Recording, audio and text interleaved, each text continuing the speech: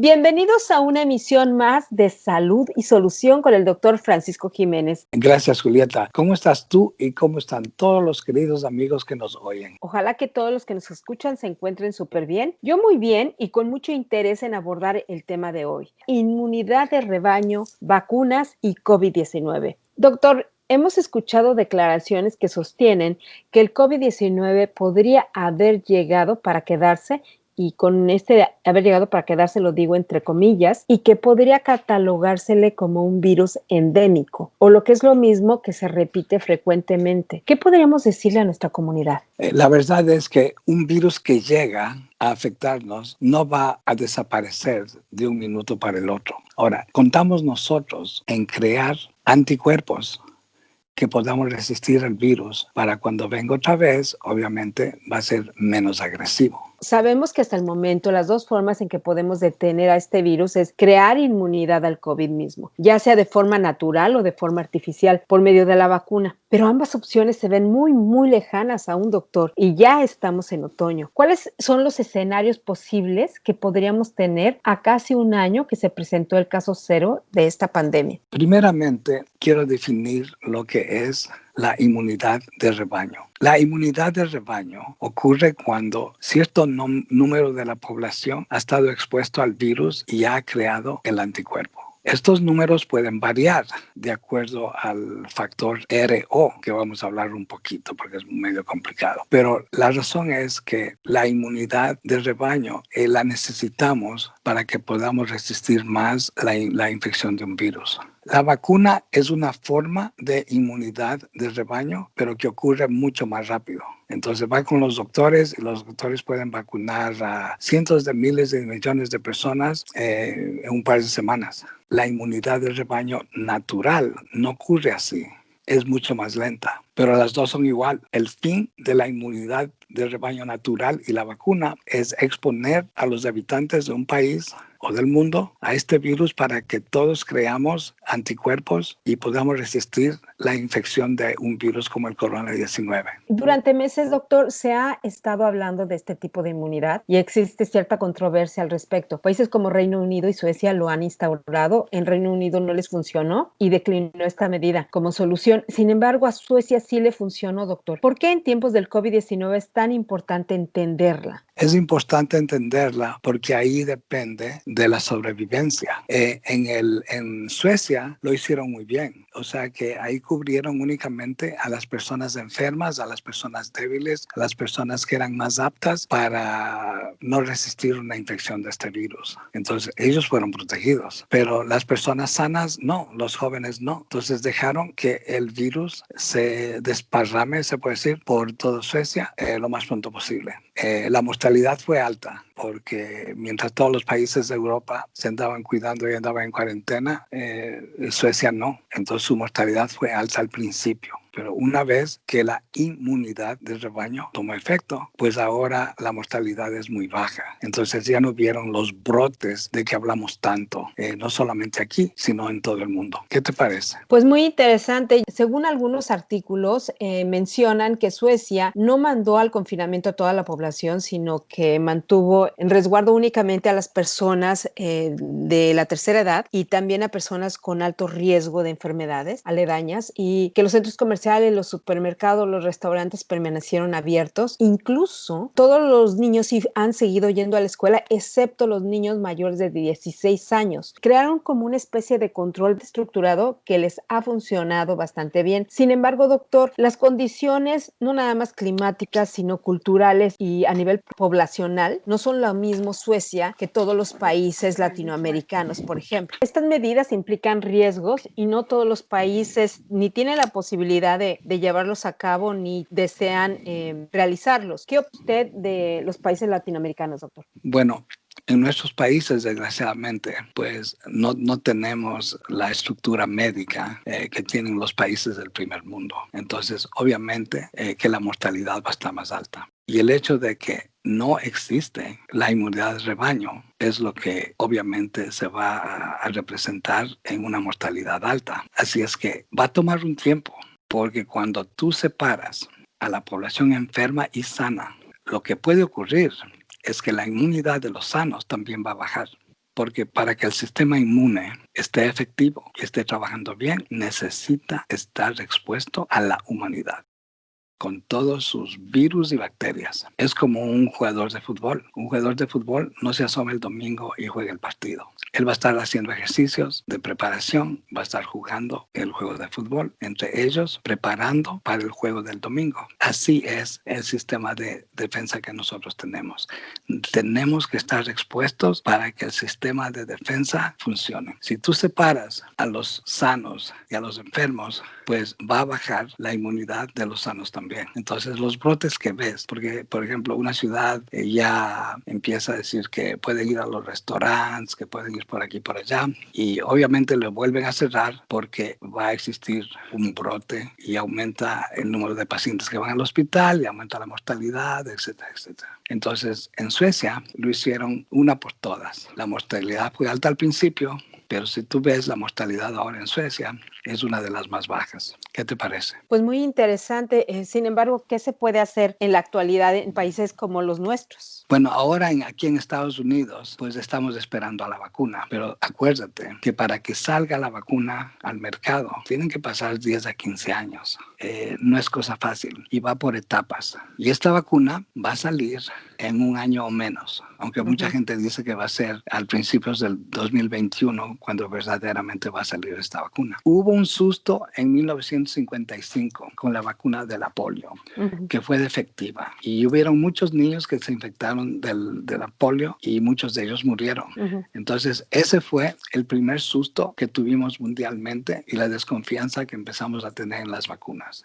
Entonces, yo quiero que tú y todo el mundo que me oye, que las vacunas en general son buenas, que las vacunas han salvado muchas vidas y han habido enfermedades que ya se extinguieron a causa de las vacunas. Pero obviamente que va a haber acciones secundarias y sí van a haber personas que a las vacunas no les va a quedar bien, pero a la mayoría sí. Entonces hay ciertas vacunas que obviamente todos necesitamos. Cada vez parece que aumentan el número de vacunas. Por ejemplo, el número de vacunas que yo recibí cuando era niño, acuérdate que tengo 71 años, fue mucho menos a la que los niños están expuestos ahora.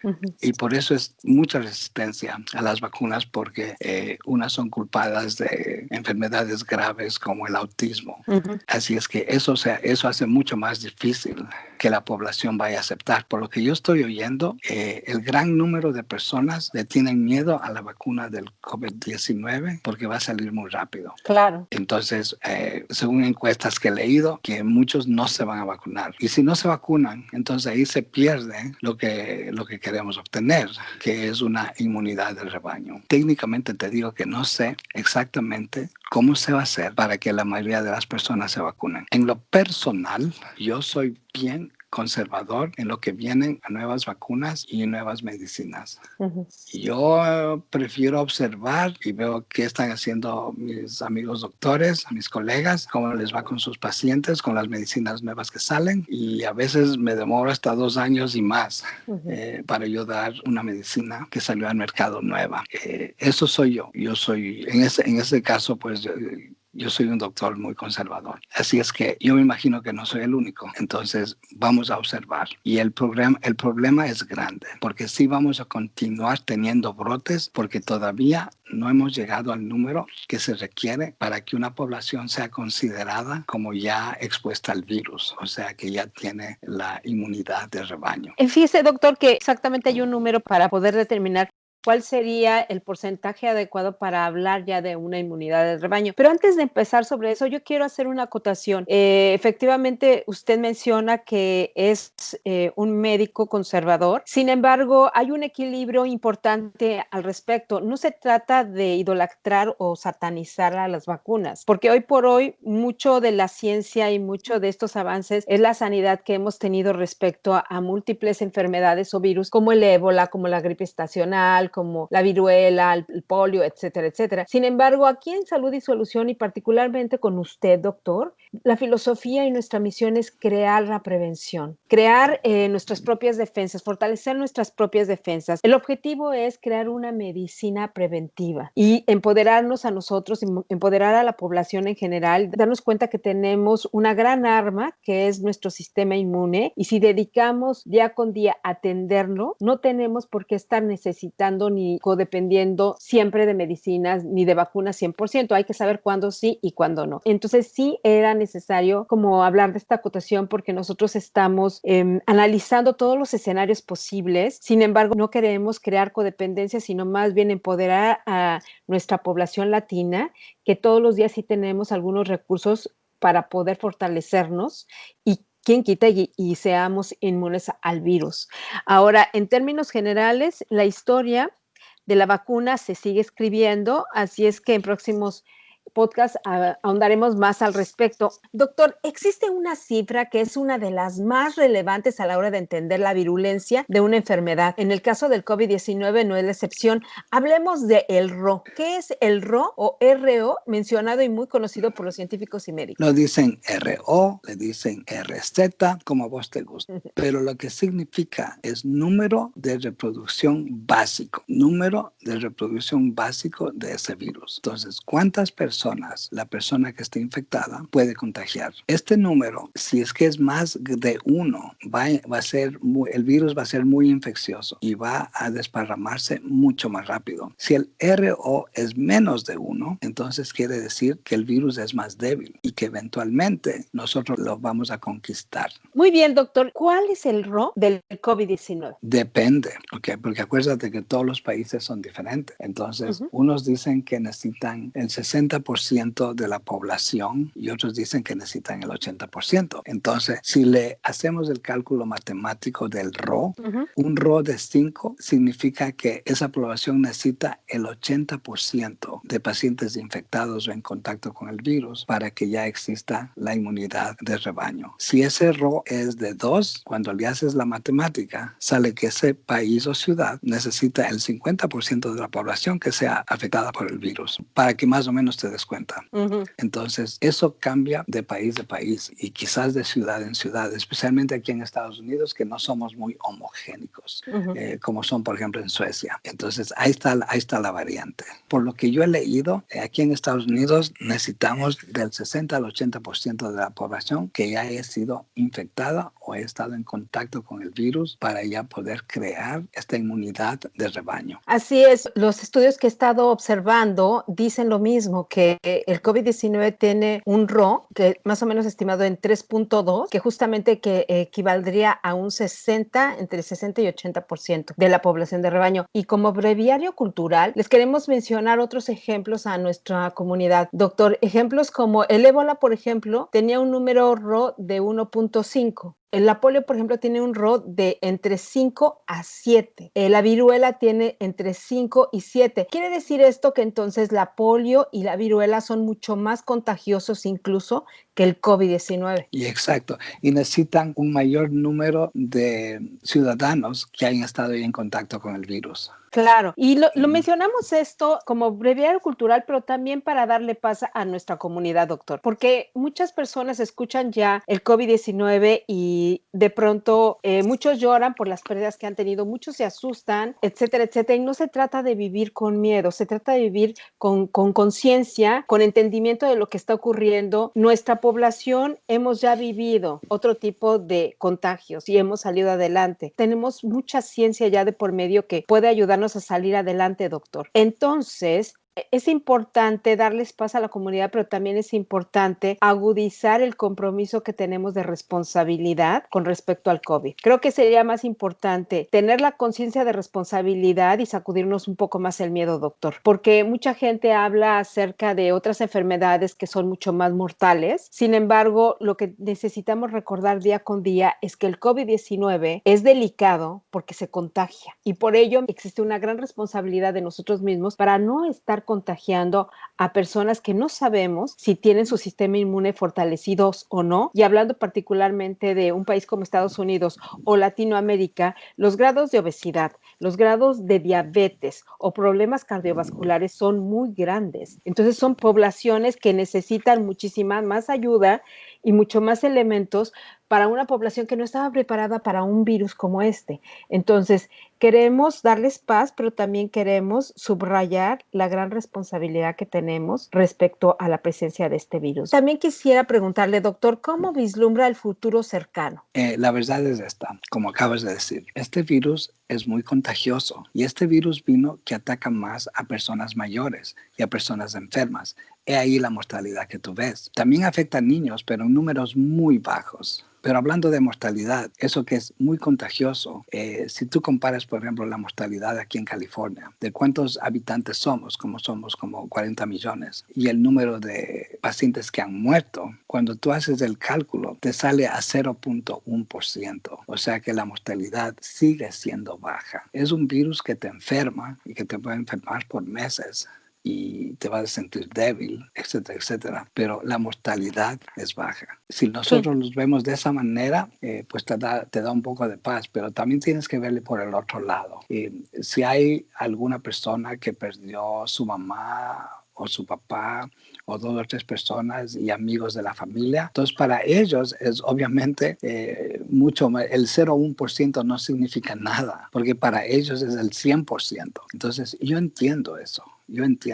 Pero si vemos todos en común, si le vemos a California, la mortalidad de este virus es mucho menos. Y cada vez, obviamente, ya los médicos estamos más preparados y, por ejemplo, entran pacientes de COVID al hospital, lo sacan más rápido y ahí no hay mucho paciente que va a la terapia intensiva y los que van, su índice de sobrevivencia es alto. Aunque hayan pasado días en terapia intensiva, pueden recuperarse mucho más de lo que tuvimos antes. Por eso te digo que la mortalidad es baja. Claro, doctor, estas son buenas noticias. Sin embargo, donde nuevamente volvemos a subrayar la responsabilidad que cada uno de nosotros tenemos es de que los efectos secundarios todavía se están descubriendo. Salió un estudio reciente, me parece que fue la Universidad de Nebraska. Existen grupos de pacientes sobrevivientes del COVID-19 que siguen teniendo por casi más de 6 meses síntomas y malestares inmensos. Una persona que ha sobrevivido al COVID-19 y que la ha pasado mal es una persona que nos podría decir qué tan serio nos lo podemos tomar o no. Obviamente los índices fatales nos dicen mucho. Entonces no es un virus para ser irresponsable, doctor. Es un virus para ser responsable, para seguir preparándonos, para seguir atendiendo a la ciencia, atendiendo la información cotidiana, pero para no asustarnos, sino más bien prevenir consecuencias mayores y tratar de mantener nuestro sistema inmune lo más óptimo posible. Y usted hablaba acerca de lo importante que es salir cotidianamente o seguir adquiriendo nuestra vitamina D. Tienes ventana, vete a la ventana. Si tienes balcón, vete al balcón. Si puedes salir con seguridad a un parque o alrededor de tu calle, sal. Creo que estas recomendaciones siguen siendo viables al día de hoy, doctor. Pues yo te diré que la enseñanza que este virus nos deja y nos va a dejar, para mí es bien importante. Imagínate que salieron muchas cosas nuevas mundialmente que son excelentes para hacer batalla a un virus, no solamente al coronavirus. Por ejemplo, acaba de salir un artículo fenomenal sobre un anticuerpo que es bien chiquitito. Se llama anticuerpo monoclonal. Uh-huh. Y este anticuerpo no es vacuna, pero absolutamente le domina y le extermina al virus. Los estudios han sido fenomenales. Así que yo me imagino que esto va a salir al mercado tal vez más rápido que la vacuna mismo. Claro. Y es algo que obviamente también van a haber efectos secundarios, pero yo creo que va a causar menos miedo que la vacuna misma. O sea, yo le tengo mucha confianza a este anticuerpo monoclonal, que es un anticuerpo muy chiquito y muy efectivo para matar el virus. También han salido cosas prácticas como el yodo que le pongas alrededor de tu nariz. Uh-huh. y eso le hace bien difícil que el virus vaya a entrar por ahí. Eso no sabíamos antes. Lo bueno de esto es que ya podemos aplicar, ya sabes que la gripe o la gripa uh-huh. Nos visita todos los años. Entonces ya podemos aplicar mucho de lo que hemos aprendido con el coronavirus, como tomar las medicinas y los antibióticos que te dije, ¿ok? Y he observado lo que tú dices, que ya se recuperaron pero siguen débiles. Entonces es obvio que a esos pacientes yo les voy a seguir más cerca y me interesan, obviamente. Así es que el hecho está en que estamos mucho mejor preparados que estuvimos la temporada pasada. Así que podemos aplicar lo que aprendimos, lo que estamos haciendo con este virus, lo podemos aplicar para todos los años, como el lavado de la mano, que es bien básico. Ujú. El yodo, la aplicación de yodo alrededor de la nariz. El COVID-19 nos está trayendo grandes lecciones, doctor. En una próxima emisión, poder conversar más acerca de ellos, doctor. También creo que otra de las grandes enseñanzas que nos está dando el COVID es fortalecer esta cultura de la educación sanitaria y de respeto por el prójimo. Creo que es importante hacernos más conscientes de la responsabilidad que tenemos con nuestros semejantes, con la naturaleza misma. Es una importante reflexión para dar cierre a esta emisión. Estamos llegando al final del programa de hoy. Como siempre, es un placer conversar con usted, doctor, y estar en contacto con nuestra comunidad. Muchas gracias por ser mi buena compañera, que haces tan buenas preguntas, y yo espero que todos los que nos escuchan hagan más preguntas para que estimulen más mi mente. Muchas gracias a usted, doctor. Muchas gracias a nuestra comunidad que nos sigue y nos escucha. Y me gustaría que nos despidiéramos con el eslogan de Salud y Solución, doctor. Hay que contestar el teléfono antes de que suene. La solución es la prevención. Buenas noches. Nuestra recomendación ante cualquier malestar, consulte a su médico familiar. Gracias a todos por acompañarnos. Seguimos en contacto en redes sociales y nos escuchamos muy pronto.